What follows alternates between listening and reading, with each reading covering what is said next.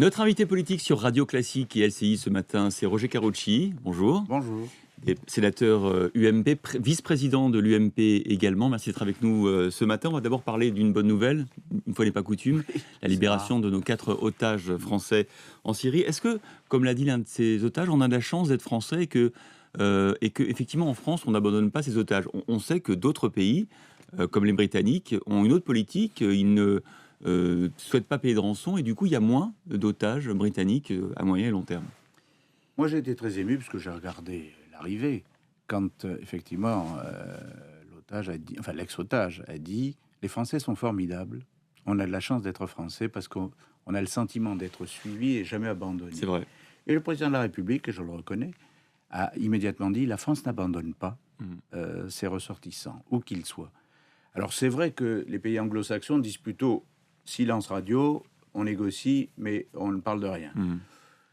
La France n'a pas cette tradition. Moi, je suis plutôt sur la position française et je trouve que c'est une bonne chose. Au risque d'alimenter ce commerce des otages qu'on voit quand même fleurir depuis plusieurs années. Oui, mais enfin, il n'y a pas moins d'otages chez les autres.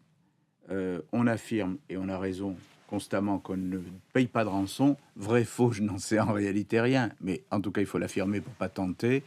Mais je trouve que c'est une bonne chose d'abord qu'ils soient rentrés. Il y a d'abord la joie pour leur famille, pour leurs proches. Et puis, c'est une bonne chose que la diplomatie française et les services de renseignement français fonctionnent bien. Est-ce que vous avez entendu Alain Marceau, votre collègue député UMP des Français de l'étranger, expliquer que, certes, on ne payait peut-être pas de rançon, mais que d'autres le payaient à notre place, par exemple les Qataris ou les Émirats Arabes Unis? Ça, je pense que dans ce genre de négociations, il y a toujours des intermédiaires et que les intermédiaires sont souvent plus intéressés que les négociateurs directs.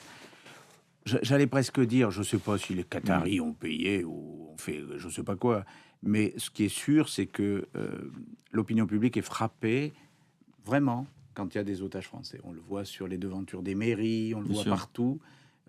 Donc je crois que c'est une bonne chose de se dire, la France n'abandonne pas les siens. Vous savez, ça me fait penser, moi, qui regarde les experts au NCIS, les Marines n'abandonnent pas les leurs sur les terrains de combat, ben, la France n'abandonne pas les siens. Alors le nouveau pari de François Hollande, c'était vendredi dernier, il a dit que s'il ne baissait pas le chômage, il ne voyait pas de raison de se présenter, que s'il se présentait, il serait certainement battu. Est-ce que c'est de la sagesse ?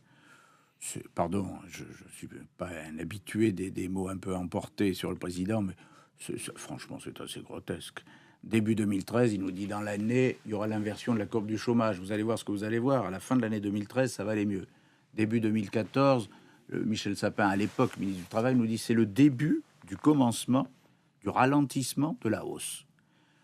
Bon, maintenant, le président dit « Oh, si d'ici 3 ans, vraiment, ça n'a pas commencé de s'inverser, je n'irai pas. » Ça, de toute façon, sincèrement, si d'ici 2017, il n'y a pas un début d'inversion, d'abord, je ne suis pas sûr que tout le système dure jusqu'en 2017. Et deuxième élément, en 2017, il ne peut pas se représenter s'il n'y a rien sur l'inversion de la courbe du chômage. Ça, tout le système dur, vous voulez dire quoi? Vous n'avez pas l'impression qu'il puisse tenir 3 ans?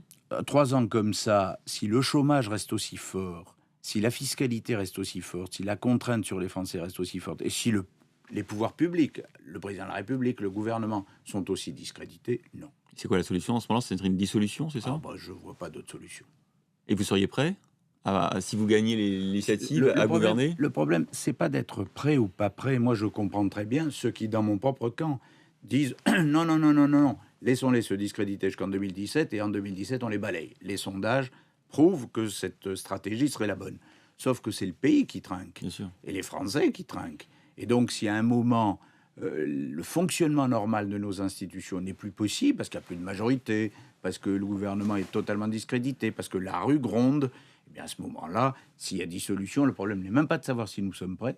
Le problème, c'est de savoir si nous sommes prêts à exercer et à assumer la suite. Oui. Apparemment, si on vous entend, c'est plus un problème d'envie. Ça veut dire que vous voulez dire que, naturellement, c'est le président de l'UMP qui serait appelé par le président à être Premier ministre. Jean-François Copé n'a pas trop envie? Non, lui, il pense que la bonne stratégie, c'est d'aller jusqu'en 2017 et de gagner 2017. Mais il y a un moment, une stratégie entre un parti politique, qui est le mien, et par conséquent que je respecte, et l'intérêt national du pays. Si vraiment la politique du gouvernement échoue encore, échoue davantage, si les gens vivent de plus en plus mal, si le chômage ne baisse pas, si la fiscalité continue, si nos jeunes s'en vont, et si le pouvoir public est discrédité, À un moment, ça peut pas durer 3 ans, quoi. Enfin, à un moment, ça va. Donc vous lui dites, Jean-François, il faudra que tu ailles, Ah et bah, ça sera toi si forcément. s'il y a dissolution, faudra être prêt. À être prêt. Voilà.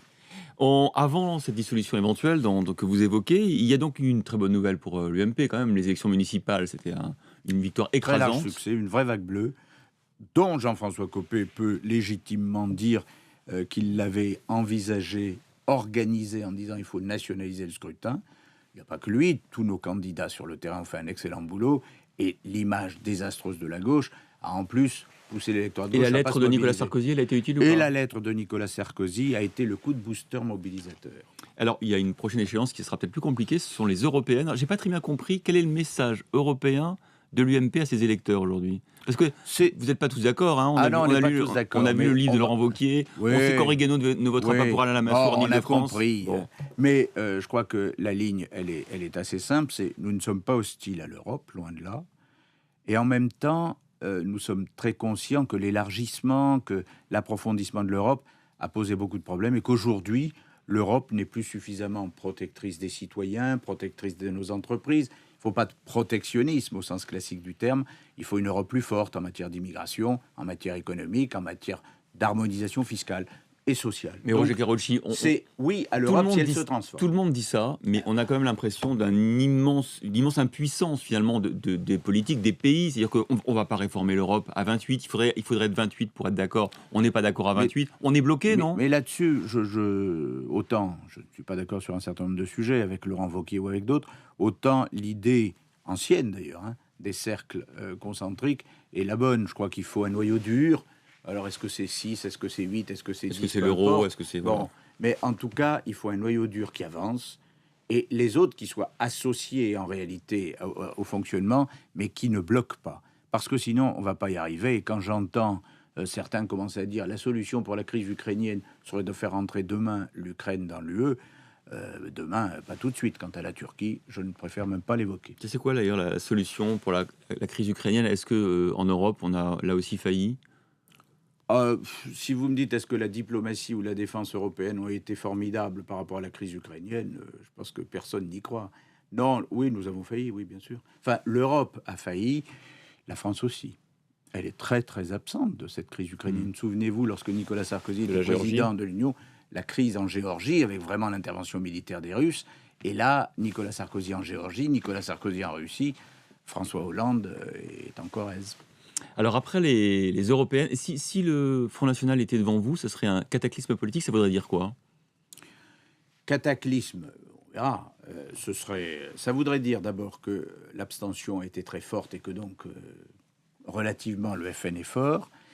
Et deuxième élément, ce sera plus qu'un signal d'alerte. Ça veut dire que le sentiment anti-européen aura beaucoup progressé et à l'intérieur, que le sentiment anti-Hollande devient tel qu'il est difficile à maîtriser. D'où, on revient à la conversation de tout à l'heure, est-ce qu'à un moment, cette situation n'aboutira pas à la dissolution pour retourner devant les électeurs? C'est son intérêt d'ailleurs à François Hollande de dissoudre, selon vous?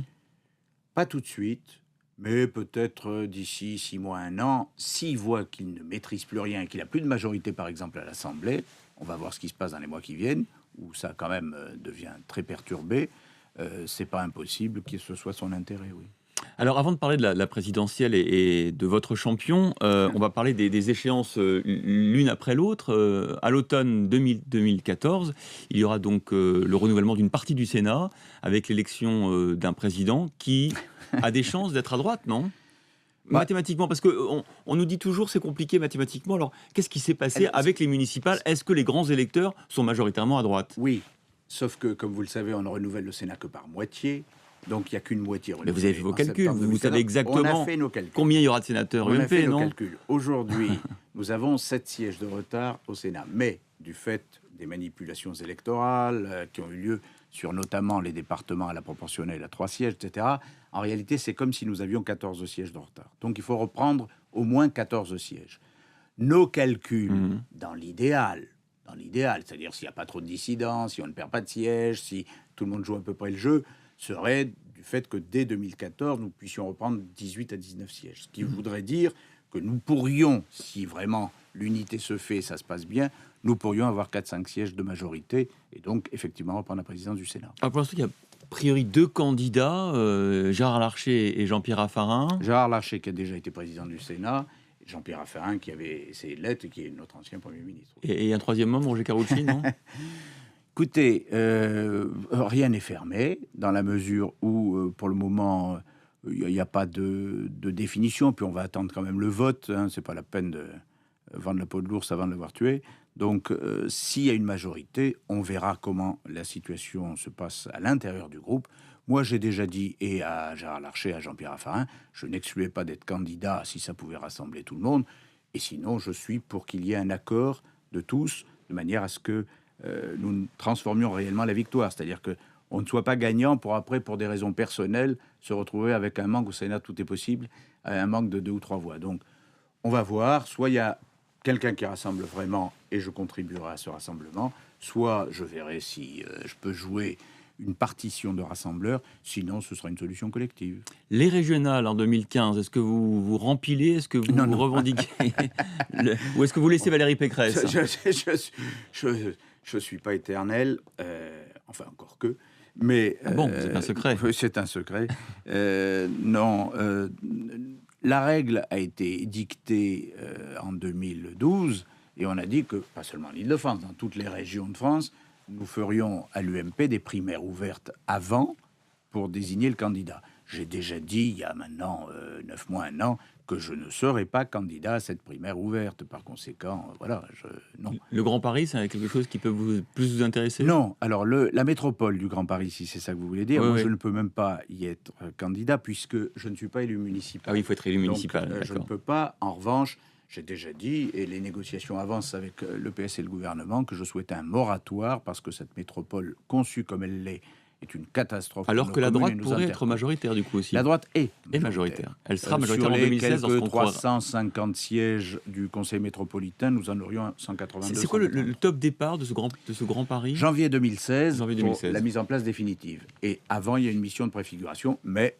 nous sommes dans la négociation pour rétablir le pouvoir des interco et des communes d'abord. Allez, dernière haie à franchir. 2017, la présidentielle, votre champion à vous, c'est qui?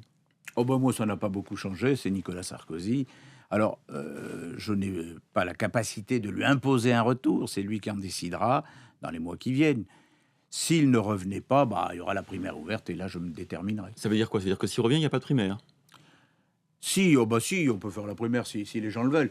Mais s'il revient... Il y a débat. Oui, non, mais alors bien vous êtes pour une primaire? Ah, mais moi avec Nicolas Sarkozy. Je souris. Ah. C'est déjà pas mal dans ce milieu politique triste. Je souris pourquoi? Parce que tous les sondages que je vois sur la primaire ouverte, si Nicolas Sarkozy est genre, il fait 65 et le suivant fait 17-18. Alors, attendons, si Nicolas Sarkozy dit qu'il revient et qu'on me dit qu'il y a une primaire, on verra si l'abondance de sondages à 65-18 fait que les autres y vont ou disent, bon, finalement, c'est pas la peine. Et si Nicolas Sarkozy n'en revient pas, naturellement, le jeu est plus ouvert et là, on verra. Est-ce qu'il faut quand même jouer à nouveau la présidence de l'UMP fin 2015 ou est-ce qu'il ne faut pas lier les deux Non, c'est pas possible de lier les deux. D'abord parce qu'on a décidé que celui qui serait candidat à la présidence de l'UMP ne pourrait pas être candidat à la primaire. Donc on maintient l'échéance de fin 2015. Il faut en rester aux échéances prévues par nos statuts. Merci beaucoup, Roger Carucci, vice-président de l'UMP, sénateur UMP, d'avoir été avec nous sur Radio Classique et LCI ce matin.